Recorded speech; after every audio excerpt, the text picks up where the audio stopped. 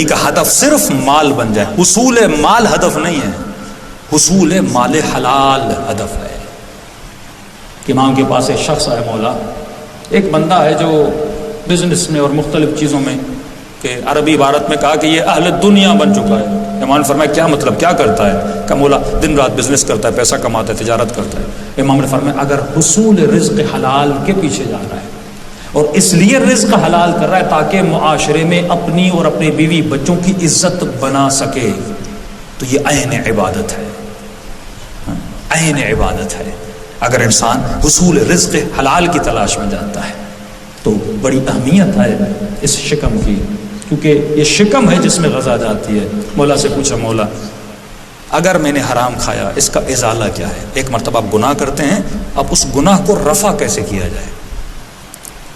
تو ایک تو معصوم فرماتا ہے اگر تم نے یہ دیکھو کہ جب حرام کھایا تھا وزن کتنا تھا اور آج وزن کتنا ہے، کل میں نے آپ کو بتایا تھا، تو اتنے روزے رکھو وہ حرام کا گوشت گل جائے. ایک تو یہ. دوسرا اگر کسی سے لیا ہے،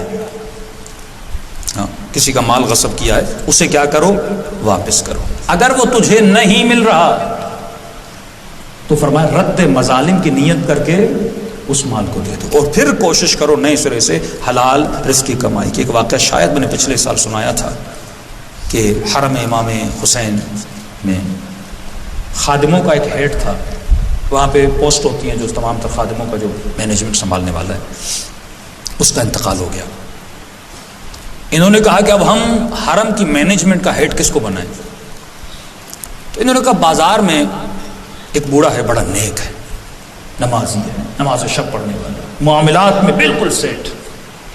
اس کے پاس جاتے ہیں، اس کے پاس آئے، میں فرضی نام دے رہا ہوں، مثلا حاج حسن کے پاس آئے، کہنے لگے حاج صاحب آپ آ جائیے، حرم کا خادم مر چکا ہے، پوری کربلا میں اگر کوئی نیک بندہ ہمیں نظر آ جائے آپ ہیں، اور آپ اس پوسٹ کے لائیں گے.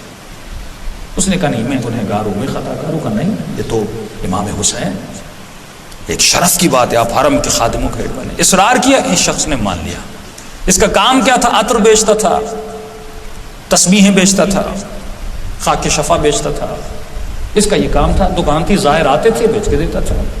آ گیا حرم میں، ہفتہ گزرا، اچانک حرم کے صحن میں شور و شرابہ میں خاتون چیخنے لگی، چلانے لگی. دوڑے دوڑے پہنچا، کیا ہوا ہے خاتون؟ کہا کہ آپ کون ہیں؟ کہا میں خدا کو سنبھالتا ہوں. کہا آپ کیسے خادم ہو امام کے؟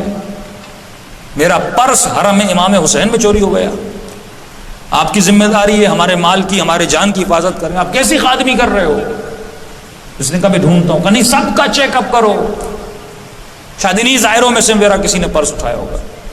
اس نے سب سے معذرت کی، حرم کے دروازوں کو بند کیا. کہا میں جانتا ہوں آپ لوگ چور نہیں، امام کے ظاہر ہیں، لیکن اس کو مطمئن کرنے کے لیے میں سب کی چیکنگ کروں. سب کو چیک کیا، کسی سے پرس نکلا نہیں. خاتون اور چیخی. کہا اگر میرا کوئی چور ہے نا تو ہے، جب سے تو آیا ہے چوری ہونا شروع ہو گئی. اس نے کہا مجھے 2-3 دن کی مہلت دو، میں آپ کا پرس ڈھونڈ کے دوں گا. اگر نہیں ملا پرس میں پوری کربلا میں تجھے بدنام کروں گی، کیونکہ جب سے تم ایڈمنسٹریشن میں آئے ہو تو میری چوری ہو گئی ہے. کہتا ہے پورے 3 دن حرم کو چھان مارا لیکن کہیں پرس نہیں ملا.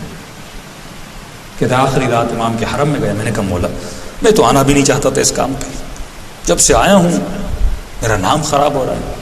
ایک عورت چیخے گی، پکارے گی، میرے نام کو خراب کرے گی. مولا میری عزت کیا رہے گی اس شہر میں ایک عزت دار انسان ہوں. کہتا ہے میں 2 رکعت نماز پڑھی، گھر چلا گیا، رات کو سو گیا. خواب کے عالم میں امام حسین کو دیکھا. کیا دیکھا؟ مولا کا حرم ہے، حرم کے صحن میں آقا حسین کھڑے ہیں. ایک چھوٹی سی کرسی ہے جس پہ مولا کھڑے ہو گئے اور بلند بلند آواز میں کرے لوگوں آ جاؤ، میں تجھے بتاؤں کہ حسین کا چور کون ہے. کہ لوگ جمع ہو گئے، ظاہر جمع ہو گئے، میں بھی گیا کہ امام بتائیں میرا چور کون ہے. بلند بلند آواز میں کرے لوگوں جمع ہو جاؤ، اے میرے ظاہرو آ جاؤ، میں تجھے بتاؤں کہ حسین کا چور کون ہے. آج حسن کہتا ہے میں بھی قریب کھڑا ہو گیا کہ بس مسئلہ حل ہو گیا، مولا چور کا نام بتائیں گے. لوگوں نے کہا مولا ہاں بتائیے آپ کا چور کون ہے.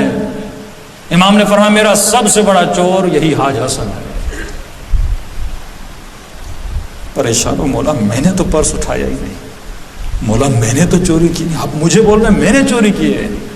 امام نے کہا حاج حسن میں پرس کی بات نہیں کر رہا، اتنے سالوں سے تو میری خاک شفا کو بیچ رہا ہے، تو نے مجھ سے اجازت لی، میری مٹی کو بیچ رہا ہے؟ کیا تم نے تاریخ میں نہیں پڑھا کہ یہ مٹی اس قدر حدود جو ہیں یہ میں نے خریدی تھی اور وقف کی تھی اپنے زائروں کے لیے؟ تجھے کس نے اجازت دی؟ تو میری مٹی کو میرے زائروں کو بیچ رہا ہے، میری خاک سے بزنس کر رہا ہے۔ اس نے کہا مولا واللہ مجھے پتا نہیں تھا۔ کہا حاج حسن جتنے پیسے میرے زائروں سے لیے ان کو واپس کر۔ رہی بات اس خاتون کے پرس کی، میرے حرم کے باہر ایک فقیر سوتا ہے، اس نے اس خاتون کا پرس اٹھایا ہے، جس بستر پر سوتا اس بستر کے نیچے اس نے زمین کھود کے اس کے اندر پرس چھپایا ہوا ہے۔